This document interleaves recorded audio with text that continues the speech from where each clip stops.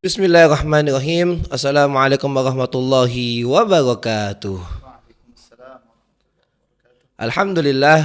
Alhamdulillah rabbil alamin. Allahumma sholli ala sayyidina Muhammad wa ala ali sayyidina Muhammad. Iya, sobat-sobat pas dimanapun Anda berada, mudah-mudahan kita semua senantiasa diberikan kesehatan oleh Allah Subhanahu wa taala untuk ibadah kepada Allah Subhanahu wa taala. Amin ya rabbal alamin. Alhamdulillah wa syukurillah. Pada video kali ini kita akan masuk kepada kelas online kita yang ketiga. Yang pertama kemarin tentang ilmu nahwu, tentang tibbun nabawi. Sekarang kita akan bahas tentang kajian-kajian tentang agama Islam.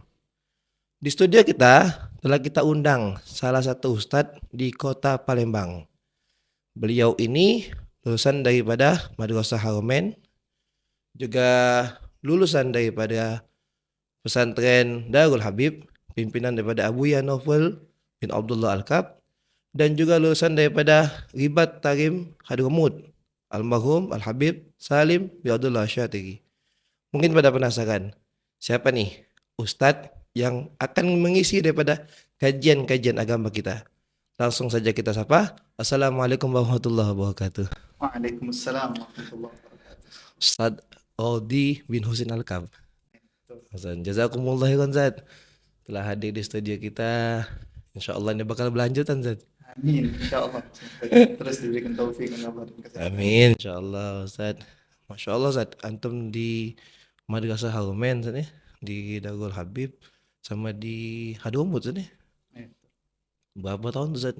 Di kanan antum Zat? Di Haramain itu semenjak mulai pindah ke Palembang. Mungkin di tahun 98. Tahun 98 Zat. Pindah ke Palembang 98. Karena dulunya di Bogor. Dari 98 sampai 2003 di Haramain. Sambil madrasah di sekolah di Madrasah Al-Kautsar. Oh, dua jadi Zat. Jadi umumnya Madrasah Al-Kautsar, Agamanya Madrasah Haromen. Pada waktu itu pimpinan Ustaz Utsman bin Ahmad bin Ali Rkaf dan Ustaz Abdul Qadir Rkaf. Nah, Ustaz. Kemudian di tahun 2003 Al-Faqih melanjutkan, alhamdulillah mendapatkan kesempatan untuk belajar di Darul Habib Sukabumi, pimpinan Abuya Ahmad Novel bin Abdullah Rkaf. Waktu itu atas rekomendasi dari ayah beliau, Abdullah Rkaf, Abdullah bin Ahmad bin Hamid Rkaf. Dan alhamdulillah di sana dididik, belajar agama sampai diberikan taufik oleh Allah Subhanahu wa taala untuk menyelesaikannya. Dan selesai waktu itu di tahun 2012. 2012 Zat. Alhamdulillah lulus dan dikirim oleh Abuya Novel untuk melanjutkan pelajaran di Rubat Tarim Hadramut atas pilihan beliau dan isyarat beliau. Alhamdulillah selama kurang lebih 6 tahun. 6 tahun 2018 berarti Zat. Dari 2000 kurang 6 tahun kurang. Ulangnya waktu itu tuh tahun 2017. 2017. Dari 2012 sampai 2017. Sobat-sobat pas, kita termasuk orang yang beruntung nih Zat. Karena kalau belajar sama antum kan berarti silsilah ilmunya nyampe Zat. Semoga betul-betul nyambung. Ya udah nyambung Zat. Sobat-sobat pas yang ada di rumah, insya Allah kita akan bahas tentang kajian-kajian agama Islam. Jadi kita memberikan kesempatan untuk sobat-sobat yang ada di rumah untuk mengisi kolom komentar apa yang mau ditanya, yang insya Allah kita akan bahas di pertemuan-pertemuan atau episode selanjutnya. Pada kesempatan kali ini kan Zat, ini kan episode pertama nih Zat. Belum ada yang bertanya nih Zat. Kalau yang tentang kajian kita nih Zat. Jadi kita akan bahas tentang mungkin awalnya ilmu tentang hukum-hukum syariat Zat ya. Ilmu tentang Hukum-hukum syariat Zat ya. Kalau hukum-hukum syariat itu kan ada 5 tadi.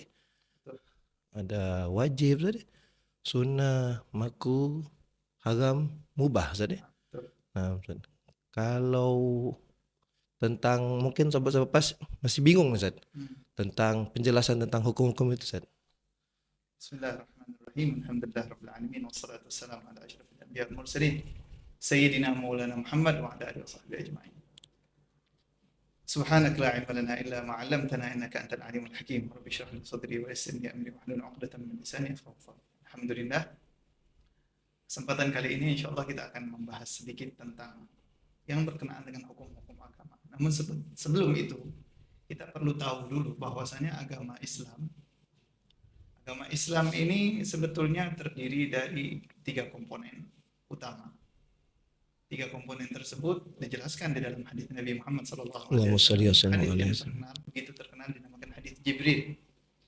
Hadis Jibril di sini menjelaskan tentang apa itu agama sesuai dengan pertanyaan-pertanyaan yang dilontarkan oleh malaikat Jibril kepada Nabi Muhammad. SAW. Allahumma shalli wa Inti sallim. daripada hadis tersebut, hadisnya panjang. Di banyak kitab-kitab hadis termasuk di Bukhari dan lain sebagainya. Bukhari dan Muslim dan lain sebagainya, banyak. Hadis Jibril namanya, terkenal. Orang-orang menyebutnya dengan hadis Jibril karena yang datang sebagai utusan yang bertanya pada saat itu kepada Nabi Muhammad adalah Malaikat Jibril. malaikat Jibril. Di dalam hadis tersebut, malaikat Jibril melontarkan beberapa pertanyaan kepada Nabi Muhammad dan dijawab.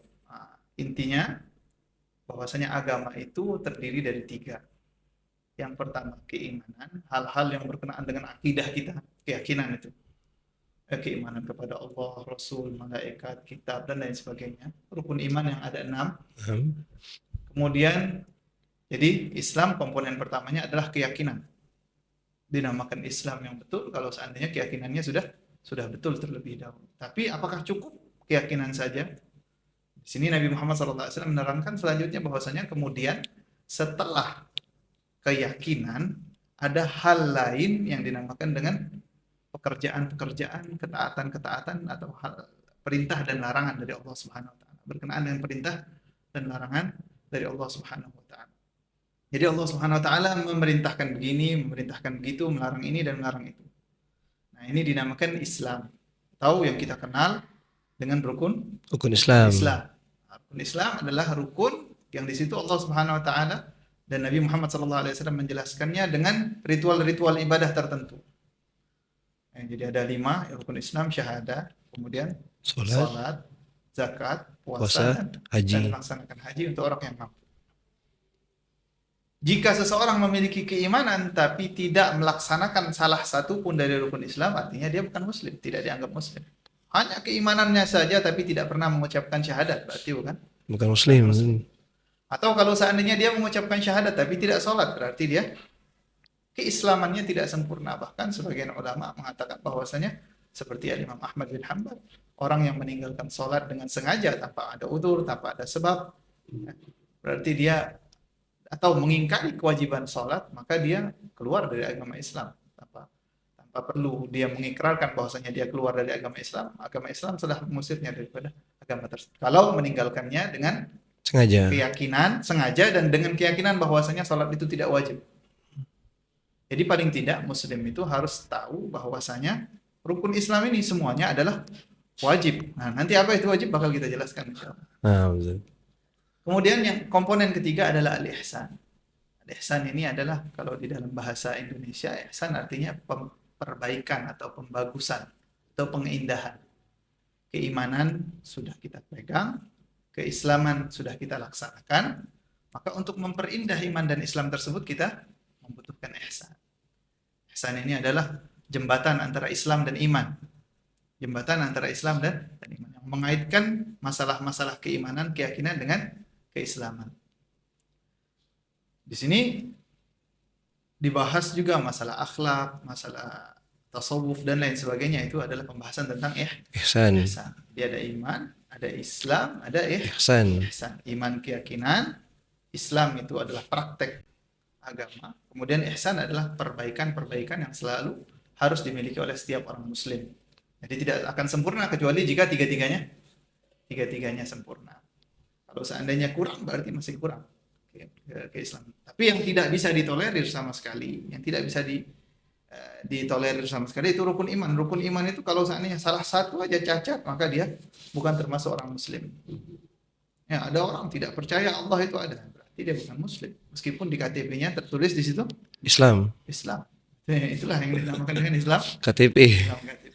Atau ada orang muslim tapi dia tidak mengakui bahwasanya hari akhir itu bakal ada. Nah, ini juga sama. Atau tidak, masih meragukan apakah nanti di akhirat betul kita akan menyeberangi jembatan, Apakah nanti di akhirat betul kita akan dibangkitkan kembali dan seterusnya? Atau tidak percaya dengan takdir Allah itu enggak ada. Dia bilang takdir itu tidak ada takdir.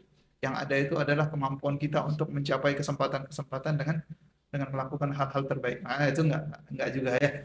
Kalau seandainya tidak yakin bahwasanya semua yang sudah terjadi di alam semesta ini adalah aturan Allah, maka berarti orang tersebut meskipun mengaku sebagai muslim, tapi sejatinya dia tidak dianggap sebagai jadi rukun iman ini yang paling Yang penting. paling utama tadi. Dan kemudian untuk mengesahkan rukun iman ini harus seseorang mengucapkan Syahid. 2 kalimat syahadat tadi.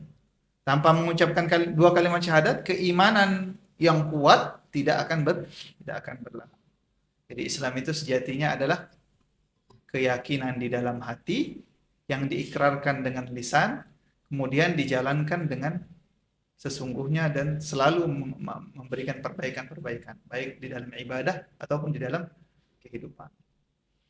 Jadi 3 komponen ini dulu Ustaz sebelum masuk kepada hukum-hukum syariat. Baik, sebelum masuk pada hukum syariat. Dan ini 3 komponen ini dibahas oleh ulama dalam fan-fan ilmu tertentu. Yang iman dibahas di dalam ilmu tauhid. Ilmu tauhid. Ya, ada pelajaran tauhid itu membahas tentang keimanan semuanya. Apa yang harus kita yakini, apa yang harus kita imani dan seterusnya. Adapun Islam tadi dibahas di dalam ilmu fikih ilmu fikih. Nah, untuk praktek keislaman itu harus dibahas dengan ilmu fikih. Dan kalau ihsan tadi dibahas di ilmu akhlak, ilmu tasawuf dan lain sebagainya. Insyaallah Ustaz. Makin dalam Ustaz. Pelajaran kita pada kesempatan kali ini. Jadi keimanan, keislaman dan keihsanan tadi. Ya, Itu yang penting ihsan tadi. Nah, berarti kalau hukum syariat tadi berhubungan dengan ilmu fikih fikih. tadi. Dengan Islam tadi. Jadi hukum yang tadi disebutkan tadi wajib, sunnah, haram, makruh dan mubah ini dinamakan kalau istilahnya di dalam ilmu usul fikih namanya al-ahkam at-taklifiyah. Ahkam at-taklifiyah artinya hukum-hukum yang berkaitan dengan perbuatan perilaku manusia. Ini terbagi menjadi 5. terbagi menjadi 5. Sebagian menambahi 1 lagi. Intinya, kalau seandainya kita melakukan apapun semasa kita di dunia ini, maka hukum apa yang kita lakukan tidak akan lepas dari 5 itu. Kalau tidak melakukan kewajiban, berarti sunnah. Kalau tidak sunnah, mungkin mubah. Kalau tidak mubah, berarti makruh. Kalau tidak makruh, berarti haram. Jadi tidak ada hukum yang tidak ada hukumnya. Tidak ada pekerjaan yang tidak ada hukumnya. Setiap pekerjaan apapun yang kita lakukan itu pasti ada hukumnya menurut syariat Islam. Itu dinamakan apa? Ahkam taklifiyah. Ahkam taklifiyah. Hukum-hukum yang berkenaan dengan pekerjaan orang-orang mukallaf. Orang mukallaf itu siapa? Orang mukallaf itu mungkin ada pertanyaan. Mukallaf itu siapa sih mukallaf? Mukallaf adalah seorang baligh yang sudah sampai umur baligh yang berakal juga. Baligh artinya hukum ini baru berlaku semuanya jika seseorang tersebut sudah baligh. Kalau seandainya seseorang sudah baligh, maka baru hukum ini berlaku. Baik laki-laki ataupun perempuan. Laki-laki ataupun perempuan. Kalau masih kecil, tidak semuanya berlaku. Tidak semuanya berlaku. Kemudian harus berakal. Kalau seandainya ada manusia yang sudah baligh namun akalnya tidak ada akal atau sakit akalnya, atau orang gila dan seterusnya, maka hukum ini juga tidak berlaku. Akan tetapi bukan berarti semua tindak tanduk orang yang tidak berakal dan orang yang belum baligh tidak dipertanggungjawabkan. Beda lagi itu ya. Itu pembahasan nanti lagi. Jauh itu. Ini maksudnya adalah 5 hukum ini hanya berlaku untuk orang-orang yang baligh dan berakal.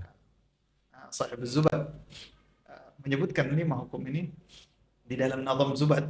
Zubat ini adalah gubahan syair yang isinya semuanya pelajaran fikih. Semua isinya, Zat? Isinya semuanya pelajaran fikih. Jumlah bait-bait syairnya ada 1000 bait. 1000 bait. Itu namanya Sofwatuz Zubat. Biasanya kalau seandainya santri-santri atau orang-orang yang mulai mendalami ilmu fikih, mereka akan sangat dianjurkan menghafal daripada Safatul Zubat tadi. Safatul Zubat tadi. Nah, di situ disebutkan ahkamu syar'illahi sab'un tuqsamu al-fardu wal mandubu wal muharramu wal rabi'ul makruhu thumma ma ubih wasadisul batil waqtim bis sahih. Di sini Sahibul Zubat menyebutkannya ada 7, ditambahi 2. Nanti bakal kita jelaskan. Tapi yang kita tahu adalah 5. Yang kita tahu adalah 5. Yang pertama ada al-fard. Fard namanya fardu atau wajib, itu sama saja. Fardu atau wajib? Fardu atau wajib itu sama saja. Fardu atau wajib itu sama saja. Wal mandub. Mandub ini sunnah atau mandub biasanya disebutkan kalau di dalam ilmu fikih. Atau nafilah. Banyak daripada nama-namanya. Mandub jadi fardu atau wajib.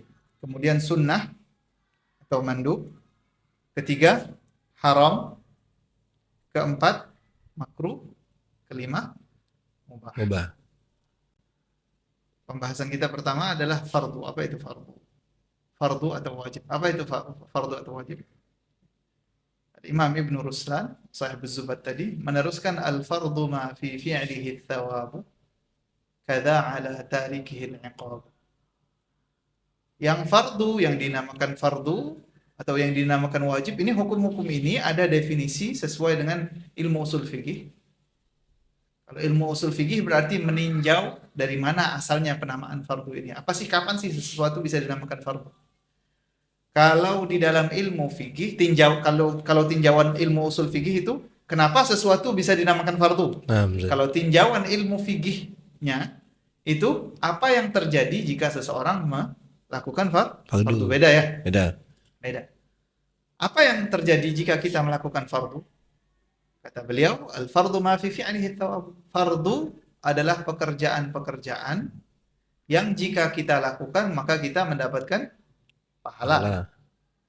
Jika kita melakukannya maka kita mendapatkan pahala. Berarti ini satu bagiannya. Kemudian kalau seandainya kada ala tarikihil iqab, begitu juga bagi yang meninggalkannya dia akan mendapatkan dosa, siksaan dari Allah Subhanahu wa taala. Nah, ini yang kita namakan dengan istilah fardu atau wajib. Kalau dibilang salat fardu artinya salat ini jika dilakukan kita dapat pahala, jika kita tinggalkan kita mendapatkan dosa dan siksaan dari Allah Subhanahu wa taala kelak di akhirat. Itu yang dinamakan dengan fardu. Kemudian yang kedua, sunnah. Mandub tadi. Atau mandub. Sunnah atau mandub.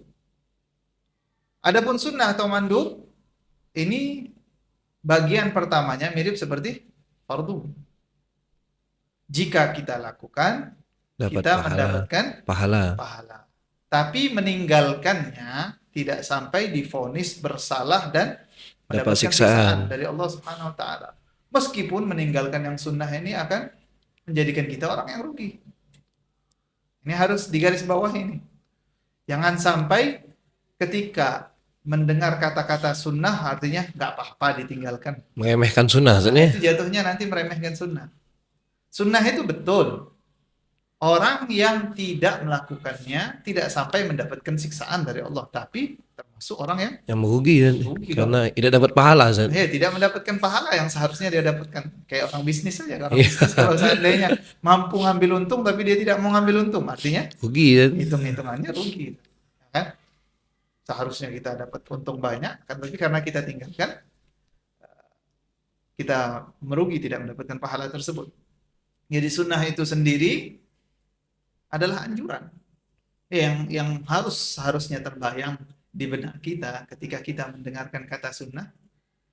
Bukan imbas daripada pekerjaan sunnah dilakukan atau tidaknya. Kita ingat bahwasanya ini adalah pekerjaan yang dianjurkan Nabi Muhammad SAW atau dilakukan Nabi Muhammad SAW. Sunnah dijadikan alasan untuk melakukan, bukan dijadikan alasan untuk meninggalkan.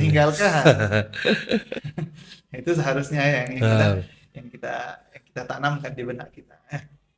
Itulah ya, kalau orang-orang dulu kita lihat, kalau kita tanya kenapa kamu melakukan ini, kenapa kamu melakukan ini, mereka dengan tegas bilang sunnah. Tapi kalau orang sekarang, Apa ninggalkan? kenapa tidak melakukan? Kenapa kamu tinggalkan ini? Kan Karena sunnah juga.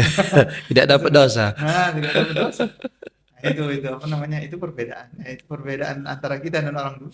Dan memang seharusnya yang kita tanamkan di benak kita pada saat kita mendengarkan bahwasanya ini sunnah, maksudnya ini sangat dianjurkan oleh baginda Nabi Muhammad Allahumma sholli Sallallahu alaihi Alaihi wasallam. Wasallam. Meskipun definisinya secara fikih tadi Nah, dilakukan dapat mendapat pahala, pahala, tidak dilakukan tidak sampai tidak mendapatkan apa-apa ya, tidak sampai mendapatkan siksaan dari Allah Subhanahu wa ta'ala. wa taala. Nah, itu fardu dan Fardu dan sunnah.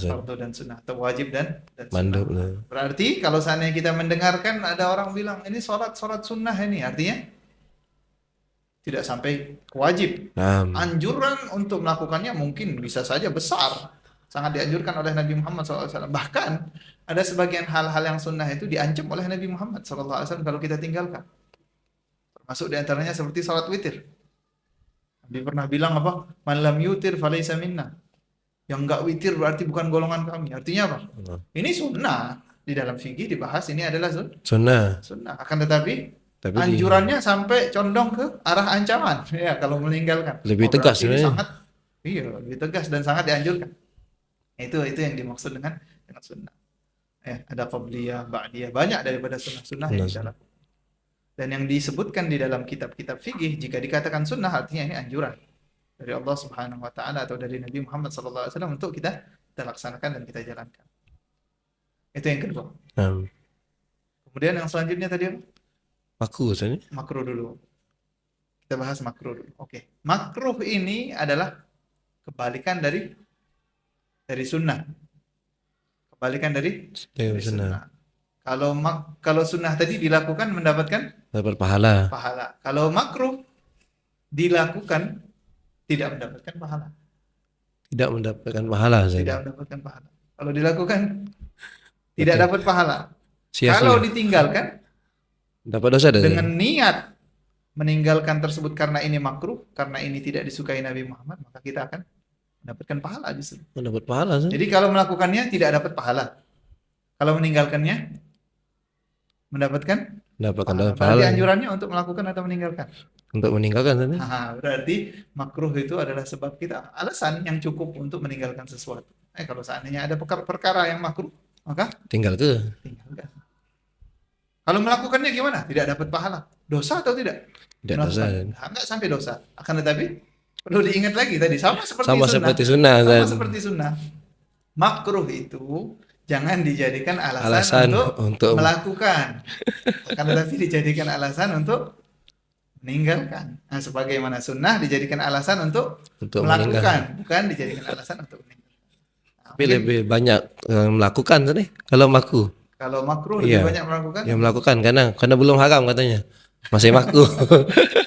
Ini kan hukumnya makruh juga. Enggak apa-apa, enggak dapat siksaan juga asalnya. Tapi balik-baliknya ke yang tadi rugi. Iya, Ustaz.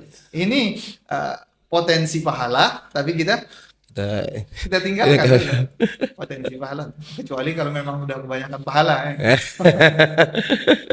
Kalau udah kebanyakan pahala mungkin. Jadi itu yang perlu ditanamkan di benak kita pada saat mendengar sunnah dan makruh. Sunnah itu alasan untuk melakukan, dan makruh itu alasan untuk meninggalkan. Meskipun tidak ada tekanan sampai ada siksaan, sampai ada ancaman dari Allah Subhanahu Wa Taala mendapatkan dosa. Di sunnah dan makruh tidak ada dosanya, tapi bisa potensi menjadi pahala di sisi Allah Subhanahu Wa Taala. Itu makruh kan? Makruh banyak. Termasuk diantaranya makruh ini makan makanan yang bau di mulut, itu makruh. Dan datang ke sholat jamaah, maksudnya makan makanan bau, kemudian datang sholat berjamaah bersama dengan orang-orang berkumpul bersama, itu makruh. Atau di pekerjaan kita di dalam sholat banyak hal-hal yang makruh seperti tolah-toleh di dalam sholat, itu makruh. Kemudian banyak daripada hal-hal yang makruh yang disebutkan di dalam ilmu fikih. Penting kita mengetahui terlebih dahulu apa itu definisi daripada makruh tadi. Kemudian selanjutnya kita tentang haram tadi.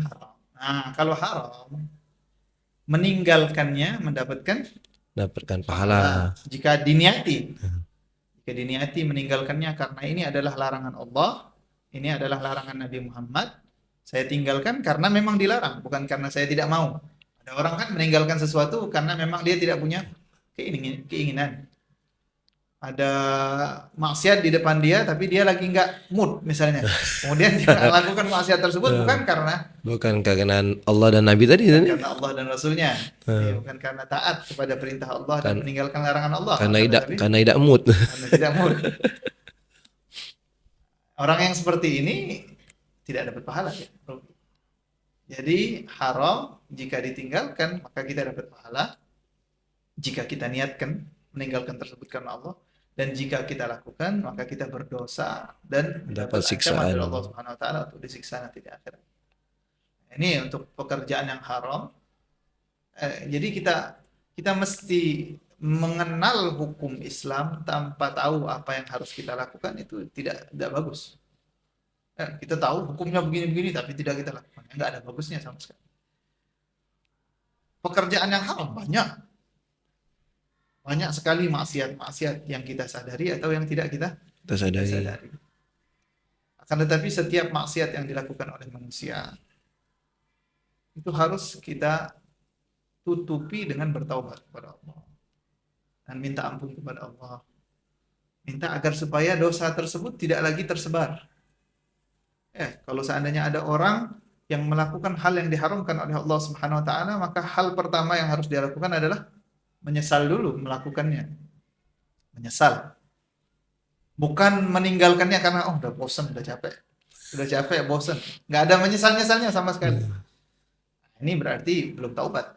Kalau meninggalkannya karena sudah capek, berarti belum taubat. Sudah bosan. Ada bosan nih. Sudah bosan ngejaganya. Udah capek. Tapi yang dinamakan taubat adalah Menyesal. Kenapa dulu melakukan ini? Setelah menyesal, dia meninggalkan hal-hal tersebut dan dia memasang tekad kuat untuk tidak mengulanginya lagi. Kedepannya tidak mengulangi itu urusan masa depan, itu jangan dipikirkan. Tapi paling tidak sekarang kita sudah memiliki tekad yang kuat untuk tidak lagi mengulanginya. Itu baru dinamakan taubat. Menyesal, meninggalkan perbuatannya, dan juga untuk tidak mengulangi lagi. Nanti kalau seandainya ngulangi lagi, taubat lagi ya.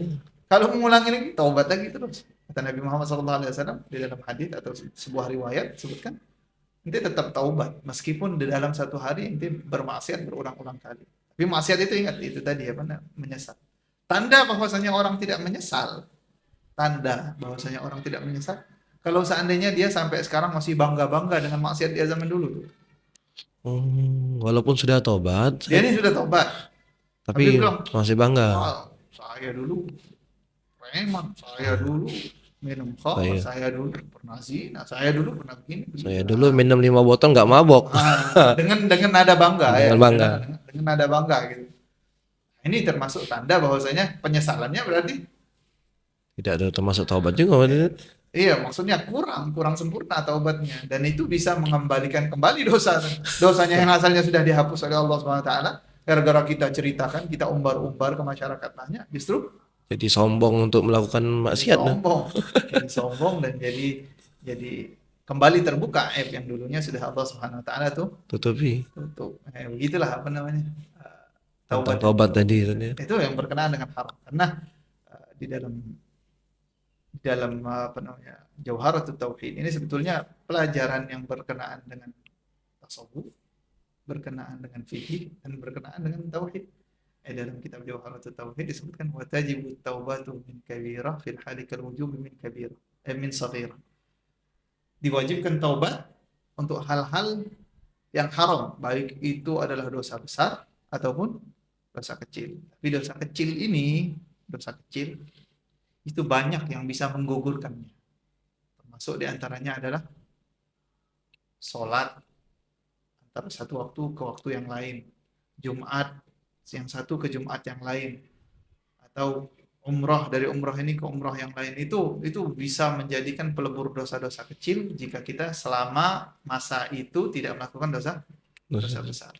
Tapi tetap wajib kita untuk bertobat kepada Allah, istighfar, minta ampun berkenaan dengan yang haram melakukan yang haram. Ini bukan manusia itu nggak boleh jadi sok suci.